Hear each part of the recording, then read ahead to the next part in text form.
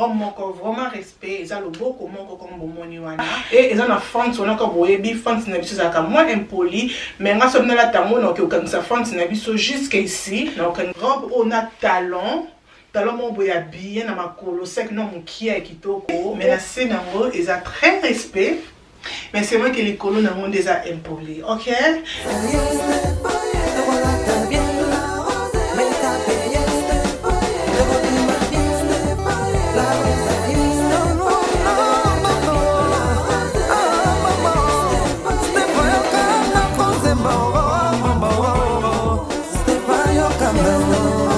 Bonjour les belles dames, j'espère que vous allez très bien. Gapenaza bien par la grâce de Dieu. Vidéo les amis vidéo mon sponsorisé na Bella Barnett les belles dames. Et la première vidéo de la 2026. Vous voyez que tous en temps auto qui fêté ba Saint-Valentin, temps ba amoureux. Sur la muto fêté Saint-Valentin, nous avons muto que lingana ko bima sorti week-end na mobile na yo. J'espère que vidéo oyo ba les belles dames et que c'est peli sabino parce que vraiment na ba look moko ya kitoko vraiment simple, classe, élégance. Donc bon c'est pas balou connaît na on a koloba mingi te ba les belles dames là na ba ce soir on a na talabino o ezali deuxième fois que Julia bijou atteint de la biso ba bijou naie donc voilà bijou encore vraiment qualité kitoko vraiment joli et ça vient comme ça donc il y a une box nango comme ça comme vous omona na kombo nango Julia et na 4 ans tozali na oyo ezali bando donc na bando na biso ya bracelet comme vous omona na couleur ya gold bobi ki la rose alingaka gold mingi et na couleur à gold et bacheli biso ba oyo ezali ba diamond wana comme vous omona ça vraiment kitoko na botu ça fait vraiment joli que j'aime bien donc voilà na kola tango na bino awa et ça vraiment simple ba les belles dames oko sengisa on a ba bando mususu oza nango be ba accessoire mususu be ba bracelet mususu oza nango na ndaku ça fait vraiment joli et Julia aussi atindeli biso o ezali bag comme ça il y a gold comme vous omona et bacheli biso ba o ezali ba diamant wana comme vous omona donc bague la bague à mariage mais ça bague à mariage té et ça comme ça et bague nangai na lati bague nanga na taille 7 et taille 7 c'est coquina bien donc je vois comme ça fait joli ou ça fait nice à laquer na kola telango awa na katikati comme ça yeah comme bomoni ça fait joli que j'aime aussi. Nous avons la deuxième bague na biso oyo Julia atindeli biso et ça na 3 couleurs, couleur à gold, couleur à argent, na couleur ya rose comme bozomona na j'aime bien c'est vraiment joli et na la petite bague na on a taille 8 donc là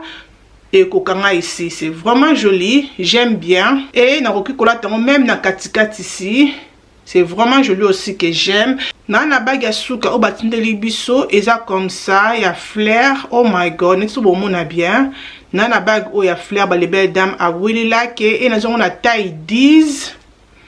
et taille 10 et kokanga ici à love voilà ma belle on tient lien ba bijou assez ya Julia na ba obo sepe na ba accessoire na aza vraiment ba accessoire moko vraiment kitoko même chaînette na la lati oyo eza chaînette ya Julia o apesa nga liboso aza vraiment ba bloc comment que ça simple mais et ça vraiment wow na nzoto na biso comme bobi kinga la rose en préféré mingi ba accessoire o ezali ya mikie nga mo ba accessoire a minete et là vraiment ta mona ki ba accessoire o wow la ki yes. Là, na eu qui demande la tapé qualité nango ezali kitoko bande oyo na sepel nango makasi na quelques bandes na na 500 na oyo na bi ki ko sala aussi kitoko et de sengi merci beaucoup na Julia na continue la ba bijou oyo atindeli biso OK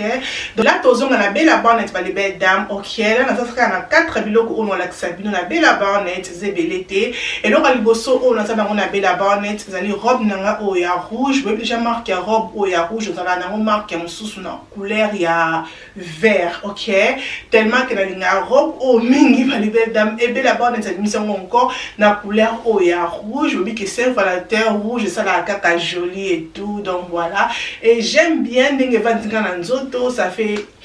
joli pe ba temps au ba les belles dames ali les ama cassé là c'est plat parce que ça ma beaucoup milai ça tissé serre corps et robe nanga on a la taille S et taille S et vantinga très bien na ko ba que ça c'est pas une robe oyo que na taille C que taille na yo so la taka L on va que somba M et coco parce que ça va tissu oyo bendanaka et ils en a fente on a ko boyebi fente na biso ça ka moins impoli mais nga so na la tango na ko kangisa fente na biso jusqu'à ici na ko kangisa mo pataya pour ils alanga à l'aise parce que comme ça ils ça quand même trop mais sinon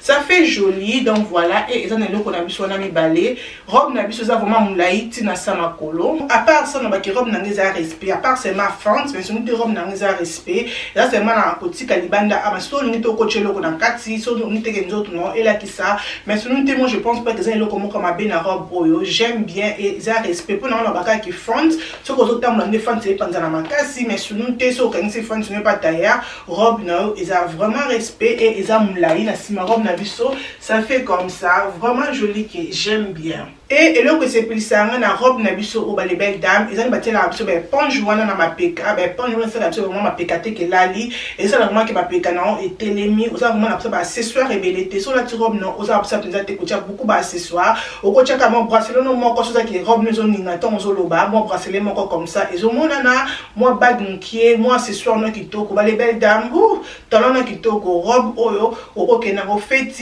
dîner restaurant rien à dire I love it. Ok ma belle et là comme je suis on a vu sur la belle apparence na robe na ngai na taille M et total là robe nanga boromona ngo bien na nzoto parce que ça moins compliqué ça ba tissu e benda na ka le quoi marque tissu on a lati ya robe ou ya rouge mais autre que ça les couleurs ya marron peut-être pas nous pas linga kola ta rouge té na ba tante que na ba ta ba mourir comme ça sortir nous ton préféré na la tane couleur mon code différent et voilà donc qui peut couleur ou les couleurs ya marron bobi que marron vraiment na temps et j'aime bien couleur ya marron na posonanga ça fait joli non le ba mingi te ba les belles dames na make robe oyo après na zone de la bino OK to make robe na biso. Ok ma belle, là na meki robe na ngai, robe oyo moins impoli, na bateau olinga likolo na moté, mais na se nango eza très respect. Mais c'est vrai que les colons n'ont déjà impoli, ok? Et ça pour moi, pour nous avoir que ça impoli, pour nous avoir que ça normal, mais pour nous tous sur bien impoli, parce que ma cannabis comme monde ba katia comme ça, n'enga X, ba katia matik ma libanda et ba tikipe libumuna biso libanda comme na rekoloba, mais ils ont vraiment risqué, ngas na latiango na ko tongisango comme ça. Na otongisango ici comme ça comme vous mona et le boumnanga et botikala seulement comme ça et sur la tiango so na tongisango na ko chango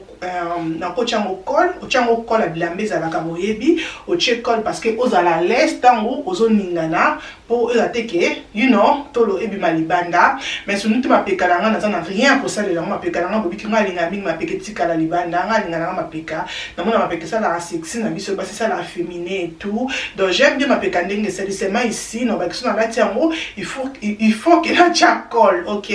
colle lamba pour na et ça là comme ça mais sur une robe na biso ça vraiment qui toko comme na bi ki na senango eza impolité na senango za robe poisson comme vous mona na senango za vraiment respect et évidemment aussi bien en zoto et si ma robe na biso ezali robe mon corps vraiment simple na si ma comme vous mona on ko ka tirer tina suka te pour me donner tirer tazate mais sur une robe na biso ça qui toko so na ka tirer na bi ke to le ko vanda bien et ma boko ko ça la qui toko mais sur une déjà na bassin vandi biso kitoko rien à dire robe au kola ta mona journée au kola ta mona soir au kola ta même na vacances ba les belles dames robe au kola ta le quoi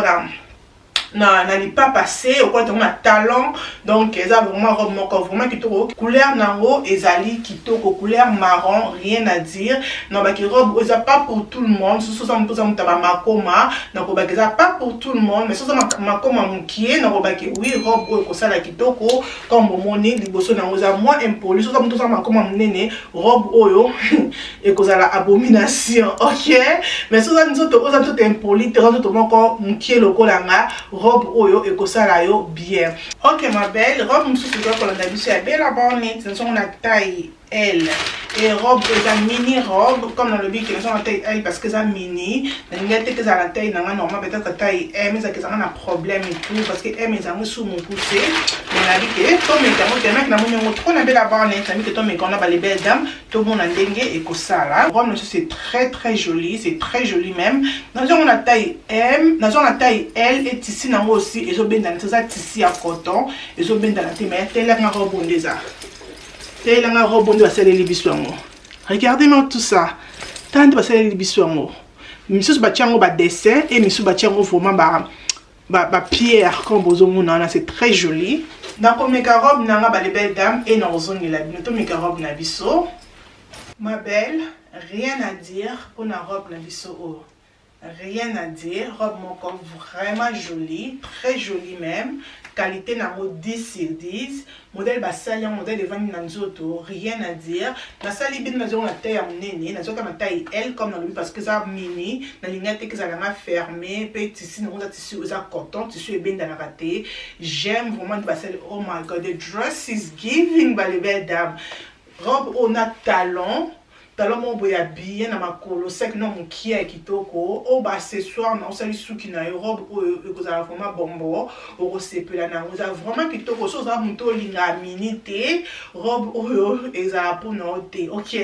mais so za muto linga mini o ko ta robe oyo so linga mini to ko chango jupe moko peut-être ya lace pour na esa na mo non la sabino na jupe à lace na zo ki peli jupe à lace na bela barnet na ko la sabino mo na ndenge ko bo na to mo na ndenge ko sala na jupe à lace que ko simba mais si on a la tango dans la téléphone comme ça ou quoi ta robe ou même dans les papas na Hermès na été ou tu papa na Hermès ça qui na kitoko lunettes na robe za kitoko na vacances na pourquoi to ba ko qui ne dîner qui ne restaurant anniversaire ou quoi ta robe non comme ça ou tu as un talon.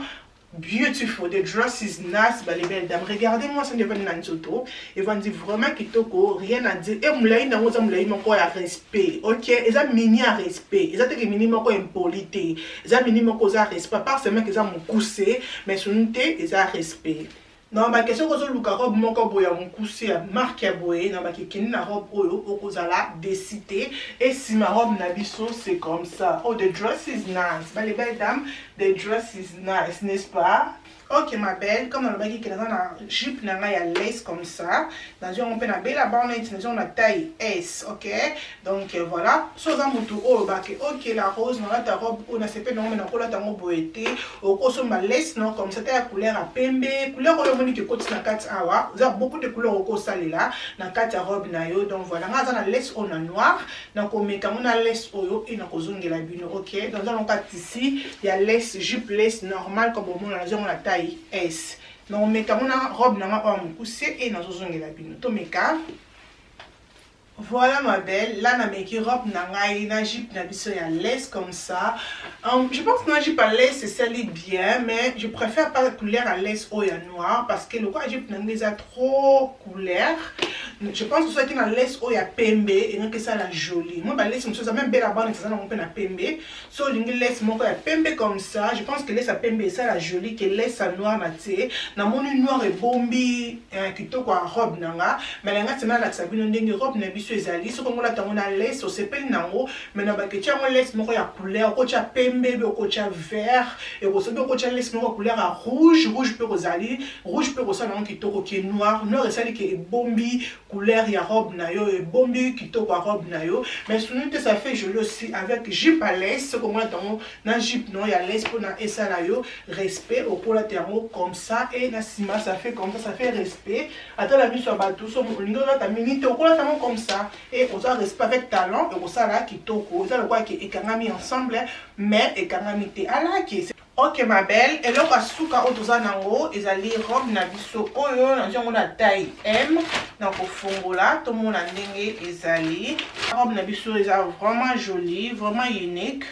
ça vient comme ça. Et ça comme ça donc robe noire mais là on a sepelé qui nango et ça va argent on a battu biso bloc battu biso ya argent et ça na mo unique ça là qui ngo kitoko na ko meka robe nanga o ba les belles dames et na ko zongela bientôt mo na nzoto ngezali OK to meka robe na biso.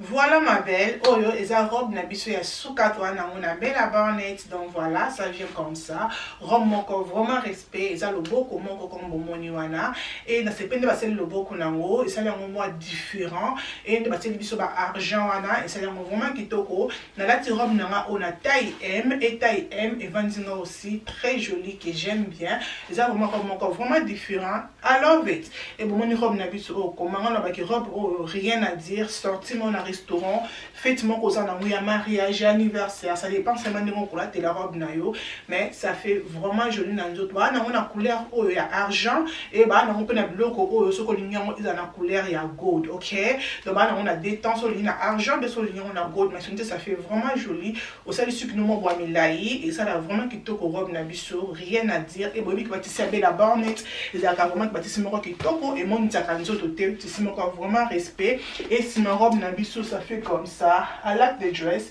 et là comme a bien koloba na robe na biso ezate donc surtout na kisibino za biloko e utina Bella Barnett et to sengi Bella Barnett merci beaucoup na ko sponsoriser vidéo na biso ya lelo ko bosa na teke na Bella Barnett la rose na code promo OK ba détail biloko nyonso surtout on a lati e ko na C ya vidéo na code promo na biso d'accord ba les belles dames na souhaité bino tout ba Happy Saint Valentin na jour ba mourir na bato bako bima bako enjoy bato bo vana ndako na souhaiter bino happy ndako lol ba les belles dames bo vana ndako bien bo bima kitoko bo enjoy OK donc j'espère que la biloko on a la kisi bino ta 1 au D au sepeli nango tikela commentaire na C na ba robe on a la biloko on a la elamba nini oyo et Cindy la rose et na sengi merci beaucoup na Julia na ba ce soir o atinde linga ba les belles dames c'est vraiment joli ba ce soir au mikolo boko monda nga nango OK zala abonné aimer vidéo puis partager vidéo ko sala ngai bien makasi nzambe azala na biso nzambe abuma biso kutani mokolo mususu tina te et communauté na bye.